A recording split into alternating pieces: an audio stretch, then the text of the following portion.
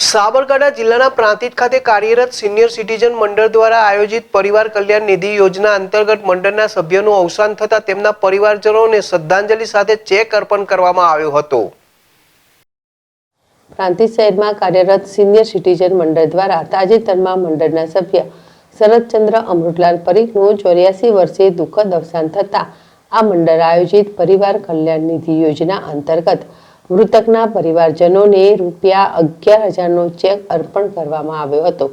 આ પ્રસંગે Prantij senior citizen મંડળના પ્રમુખ સી.કે. પટેલ, ઉપપ્રમુખ મનુભાઈ પટેલ, મંત્રી ધનજીભાઈ પટેલ, શર્મિષ્ઠાબેન ખમાર, મુકુંદભાઈ કસબાતી, બાબુભાઈ પંચાલ, કંચનબેન સોની, જયાબેન સોની, રણછોડભાઈ વારંદ સહિત કારોબારી સભ્યો ઉપસ્થિત રહીને મૃતકના પરિવારજનોને સાંત્વના આપીને યોજનામાં જોડાયેલા સભ્યોના પરિવારને શોક ઠરાવ સાથે ₹11,000નો ચેક આપવામાં આવ્યો હતો। જિલ્લા વર્લ્ડ ZSTV પ્રાંતિજ।